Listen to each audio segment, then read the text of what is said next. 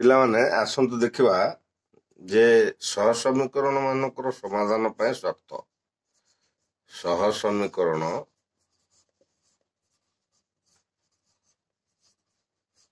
ଗୁଡ଼ିକର ସମାଧାନ ନିମନ୍ତେ ସର୍ତ୍ତ।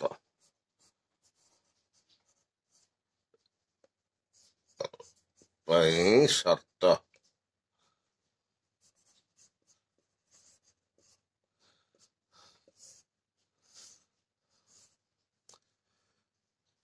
ସାଇମଲ୍ଟେନିୟସ୍ ଇକ୍ୱେସନ୍ ଯୋଉଟା ଇଂଲିଶରେ କହୁଛେ ଆମେ ସାଇମଲ୍ଟେନିୟସ୍ ଇକ୍ୱେସନ୍, ତାର ସଲ୍ୟୁସନ୍ ପାଇଁ କଣ୍ଡିସନ୍ସ ସବୁ ପଢିବା। କଣ୍ଡିସନ୍ସ, ଫାର୍ଷ୍ଟ କଣ୍ଡିସନ୍, ଯଦି L1 ଆଉ L2 ସରଳ ରେଖା ପରସ୍ପର ଛେଦି ହେଇଗଲେ, if they intersect each other at a point, L1 L2 ପରସ୍ପର ଛେଦି ହେଇଗଲେ, ପରସ୍ପର ଛେଦି ଗୋଟେ ଜାଗାରେ ଛେଦ କରୁଛନ୍ତି, ରାଇଟ୍? ପରସ୍ପର ଛେଦି ହେଇଗଲେ,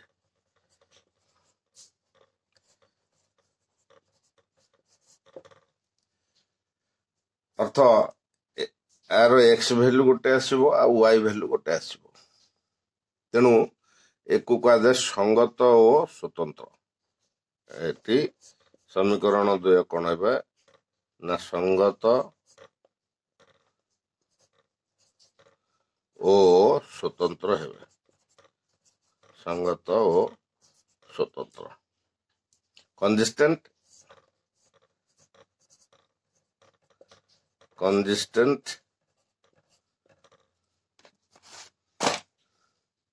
and independent.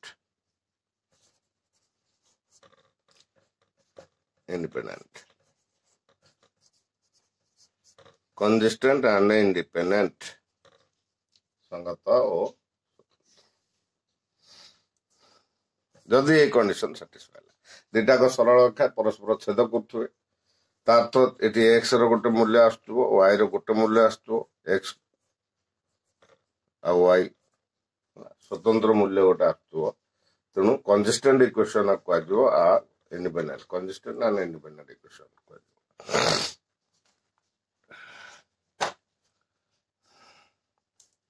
ତାପରେ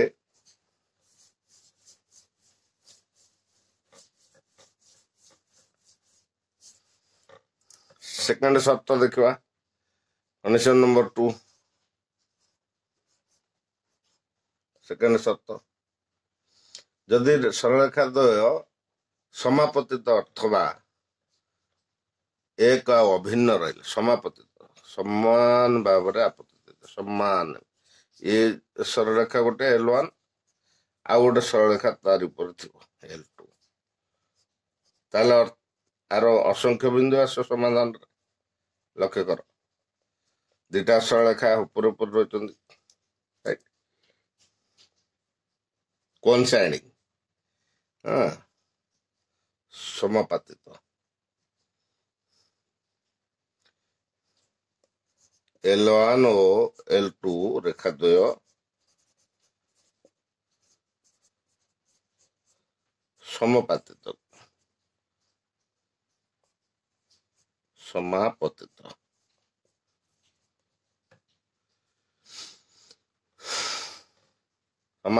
ଅର୍ଥ କଣ ନା ଏକ ଓ ଅଭିନ୍ନ, ଗୋଟେ ସରଳରେଖା ରହୁଛି ଗୋଟେ ଲାଇନରେ, ଏକ ଓ ଅଭିନ୍ନ,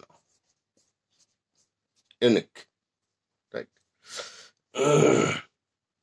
ତେଣୁ ଏକୁ କଣ କୁହାଯିବ ନା ସଙ୍ଗତ ଆଉ ନିର୍ଭରଶୀଳ। ସଙ୍ଗତ ଓ ନିର୍ଭରଶୀଳ।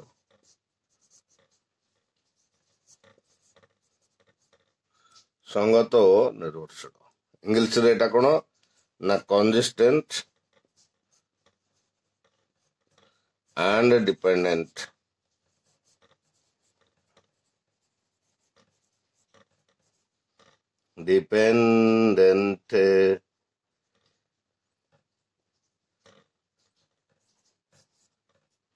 Consistent and dependent.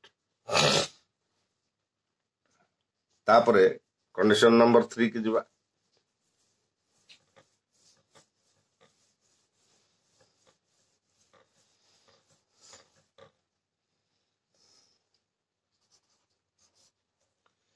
जदि L1 आउ L2 समांतर रहीगले दुटाक एमती रहीगले दुटा सरल रेखा जदि ये आसला ये गोटे इक्वेशन में आसला लिनियर इक्वेशन ये आ गोटे लिनियर इक्वेशन में आसला if they are parallel to each other, right? तो रेखाद्वय समांतर रेखाद्वय समांतर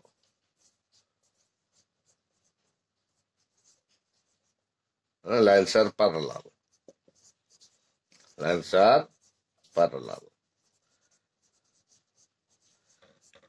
If they lie parallel to each other, जदि से parallel रहिला ताले कोन हबो एटा हला असंगत आरो समाधान नहीं ये कोडी छेद होनांती गोटे बिंदु भी आसबनी ये एमती बढ़ चलो ये मीट हेबनी कोटी राइट बा इंटरसेक्ट हेबनी कोटी सो असंगत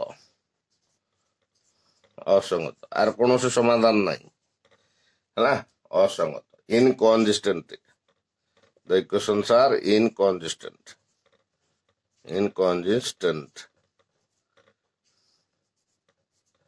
असंगत इनकंसिस्टेंट इक्वेशंस ना समाधान नहीं समाधान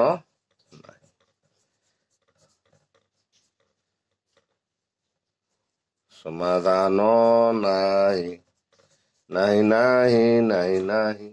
हला समाधान नहीं इनकंसिस्टेंट इक्वेशन समाधान नहीं solution not possible solution not possible पिलामाने बुझिल तो solution is not possible if the lines are parallel रेखा तो जदि समांतर रहला solution नहीं बुझेला रे बाया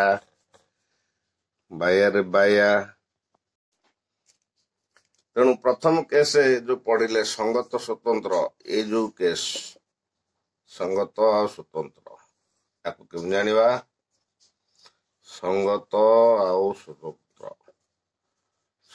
और स्वतंत्र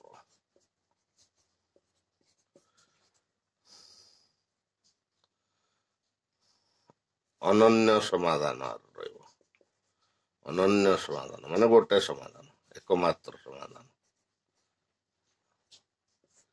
इंग्लिश रे यूनिक सॉल्यूशन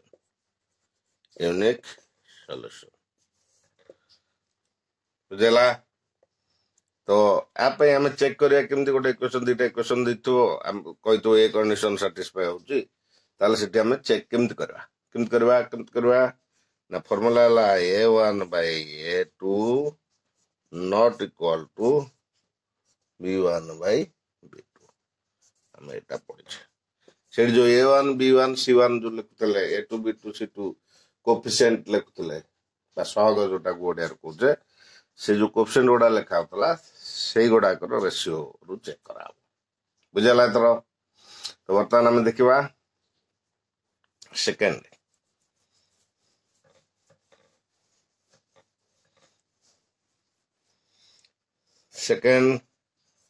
जितोले L1 L2 दिटा को कोन होतले ना सेम लाइन रे होतले coinciding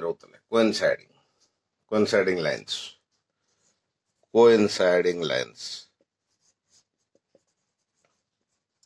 if the lines are coinciding तो से केस रे हमर कोन होतला संगत आउ निर्भरशील consistent and dependent consistent and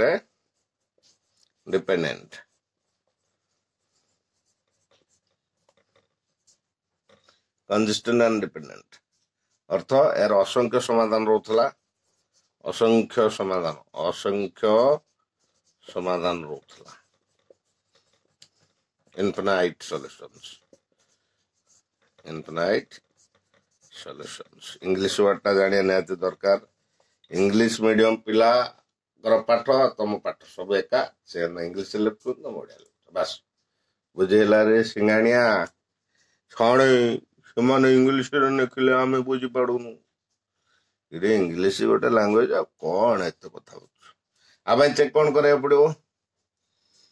A1 by A2 is equal to B1 by B2 is equal to C1 by C2 ହେଲା। ଦୁଇଟା ଇକ୍ୱେସନରୁ A1 B1 C1 କାଢିଦବ, A2 B2 C2 କାଢିଦବ, ଏ ratio check କରିଦବ। ଯଦି ଏଇଟା ଆସିଗଲା, ସାଟିସ୍ଫାଏ ହେଲା, ଦେନ୍ ଦେ ଆର୍ କନଜିଷ୍ଟେଣ୍ଟ ଆଣ୍ଡ ଡିପେଣ୍ଡେଣ୍ଟ, ମାନେ ସଙ୍ଗତ ଆଉ ନିର୍ଭରଶୀଳ ହେଲା।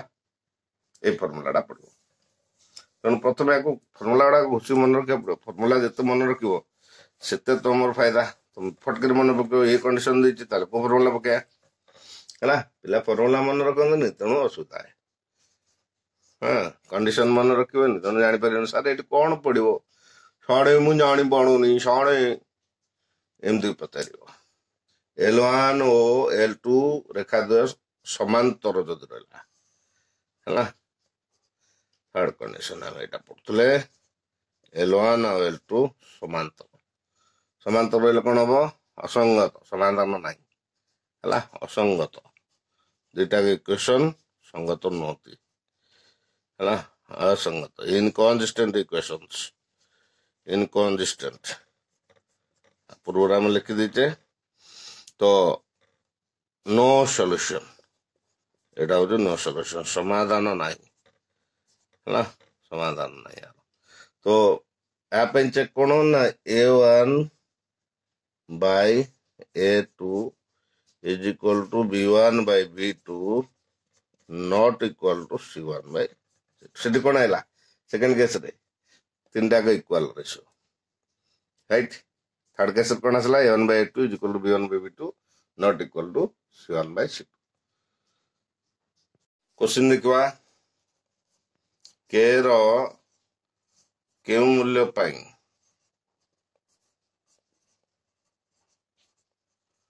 K ର କେଉଁ ମୂଲ୍ୟ ପାଇଁ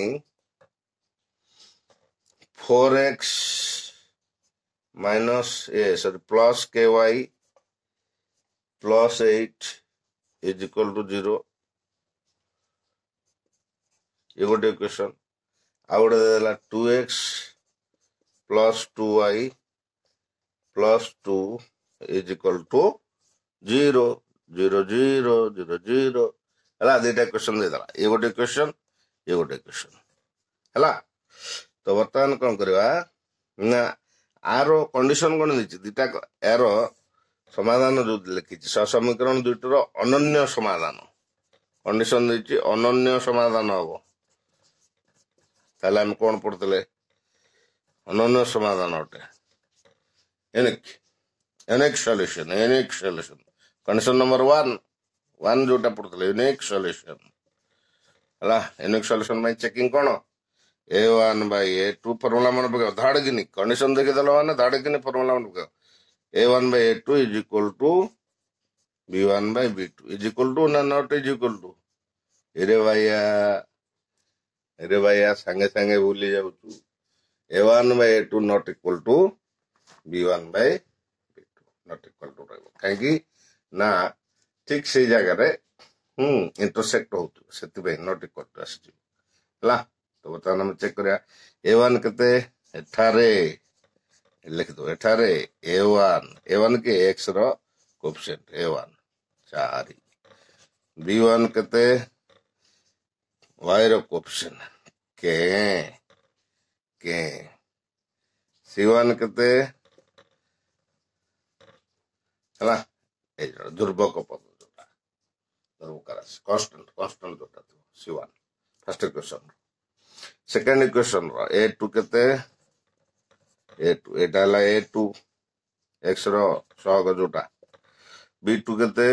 y ର ସହଗ ସେକେଣ୍ଡ ଇକ୍ୱେସନ ର ହେଲା। B2 ହେଲା 2 ପ୍ଲସ୍ C2 କେତେ?